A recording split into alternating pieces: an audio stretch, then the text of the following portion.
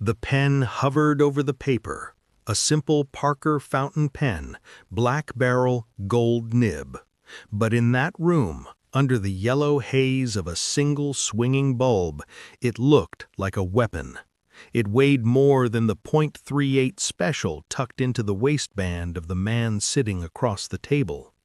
The air was thick, choked with cigar smoke and the metallic tang of adrenaline that comes when violent men are forced to sit still. There were 4 men in the room, but only 2 mattered. The others were just muscle, bookends of flesh and wool suits, hands twitching near their lapels. The 2 men at the center were statues. One was flushed, sweat beading on a forehead that had seen too much sun and too much rage. The other was dark, cool, an obsidian stone that absorbed the light and gave nothing back. Outside, the city was holding its breath. From 110th Street to the river, a silence had fallen that was unnatural for a summer night in New York. The gambling dens were empty, the jazz clubs had turned the volume down, the stoops were deserted. Everyone knew what was happening in this back room. Everyone knew that the ink in that pen was the only thing standing between a fragile peace and a river of blood that would wash away an entire neighborhood. The man holding the pen didn't look at the paper. He looked into the eyes of the man across from him.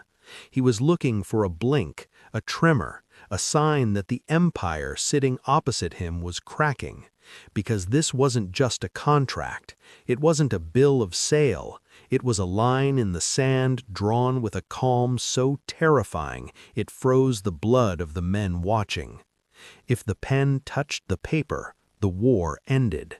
If the pen went back into his pocket, the city burned. It was that simple.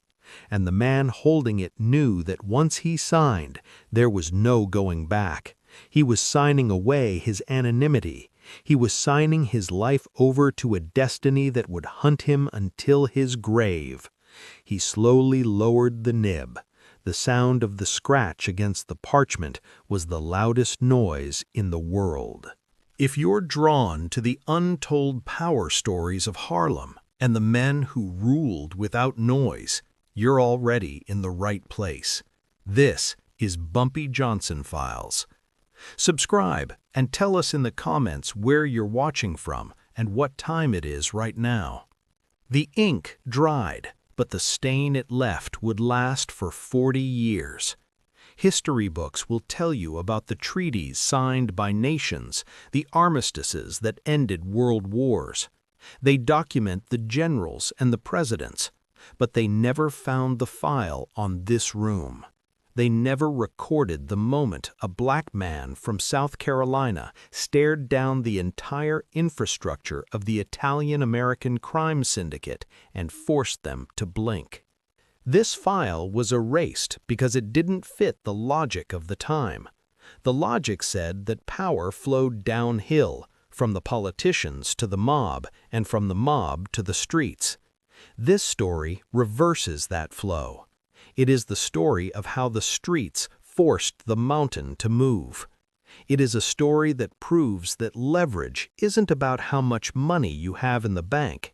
It's about what you are willing to burn down to keep what is yours. Before the suit, before the polished shoes and the strategic genius, there was just the hunger. Not the hunger for food, though that was there too. It was a hunger for dignity. To understand the agreement, you have to understand the suffocation that preceded it. Harlem in those days was a gold mine, but the miners were invaders. The numbers game, the penny lottery that kept families fed and rent paid, was the lifeblood of the community. It was a chaotic, beautiful, homegrown economy. And then the wolves came. They didn't come with handshakes. They came with baseball bats and gasoline. They saw the money flowing through the barber shops and the beauty parlors, and they decided it belonged to them. The takeover was brutal. It was designed to break the spirit. Old women were robbed collecting slips. Runners were beaten in bold daylight, their faces left as warnings for anyone who thought about holding out. The message was clear. You own nothing. You are nothing. You exist only to feed the machine downtown. The community was paralyzed. The police were on the payroll of the invaders, looking the other way while businesses burned. Pastors preached patience, but patience doesn't stop at tire iron. There was a desperate need for a wall, a shield, someone who didn't care about the odds. He didn't announce himself as a savior. He didn't give speeches on street corners.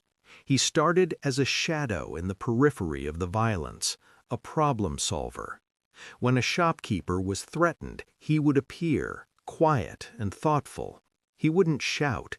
He would just stand there, a physical fact that could not be moved.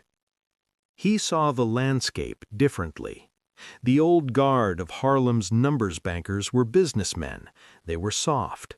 They tried to negotiate with logic. They tried to appeal to fairness. He knew that you cannot negotiate with a shark. You have to become the water the shark swims in. You have to control the environment. The escalation began not with a counterattack, but with a disappearance. The invaders relied on efficiency. They needed the money to flow up to the Bronx and Little Italy every single day.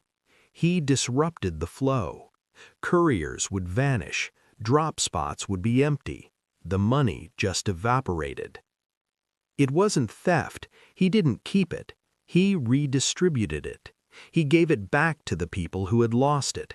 He created a loyalty that was thicker than blood. He was buying the silence of an entire borough. When the syndicate investigators came to ask questions, nobody saw anything. Nobody heard anything. The streets became a labyrinth of blank faces. The syndicate boss, a man known for his volatile temper and his thirst for violence, grew frustrated. He was losing thousands a day. He sent in the heavy artillery. The drive-by shootings started. The machine guns rattled the windows of tenements where children slept. It was terror, pure and simple. They wanted to flush him out. They wanted him to react in anger, to make a mistake. But he didn't react. He absorbed it. He watched. He waited. He knew that violence is expensive. It draws heat. It brings the newspapers. It brings the politicians who have to pretend they care. He was counting on the fatigue of his enemy. He sat in a small apartment, reading history, playing chess against himself. He realized that to win, he didn't have to defeat the Italian mob. He just had to make the cost of doing business in Harlem higher than the profit. He had to become a tax they couldn't afford to pay. The turning point came on a Tuesday. A hit squad had cornered him in a diner. They had the exits blocked. They had the guns drawn. It should have been over. But they hadn't checked the kitchen, and they hadn't checked the patrons. Within seconds, the hit squad was disarmed, not by him, but by the cooks, the waiters, the busboys. The people rose up. They didn't shoot, they just swarmed. It was a physical manifestation of the idea that he was Harlem. To kill him, they would have to kill everyone. The squad was sent back downtown, bruised and empty-handed, with a message.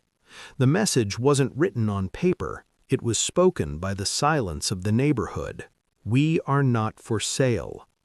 The syndicate boss realized he was fighting a ghost. He couldn't bomb a ghost. He couldn't bribe a ghost. The profits were gone. The violence was costing a fortune in bribes to the police to keep it quiet. The business logic eventually overrode the ego. They had to talk. The invitation came, a neutral site, no weapons officially, but everyone knew the score. This brings us back to the room, the yellow light, the pen. The negotiation was agonizingly slow. The Italians wanted 80%. He sat stone-faced. They came down to 60. He lit a cigarette.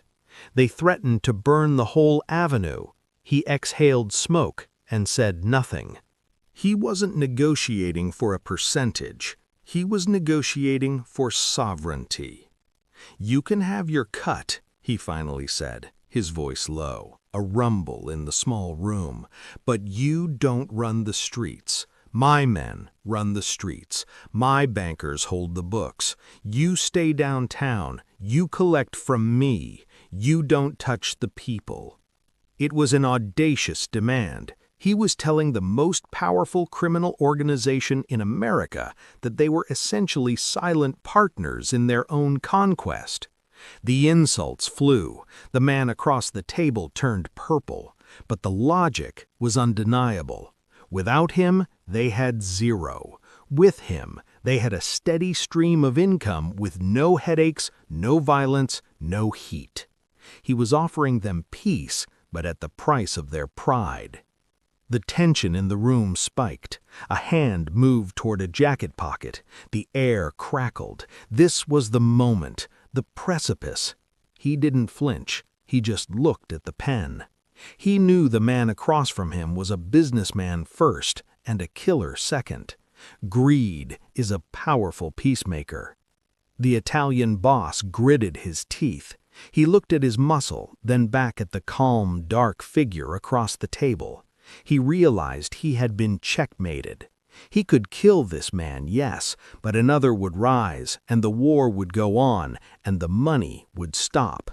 "Fine," the boss spat. "We do it your way. But if the count is light by $1, it won't be, unless you make it light." The paper was pushed across. The pen was lifted. The scratch of the nib. When he walked out of that building, there was no parade. There were no fireworks. He just walked out into the cool night air, buttoned his coat, and signaled for his car. But the air felt different. The heaviness was gone.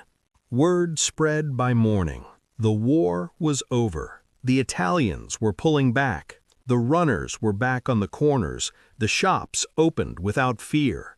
The agreement wasn't published in the papers, but it was felt in the pulse of the sidewalk.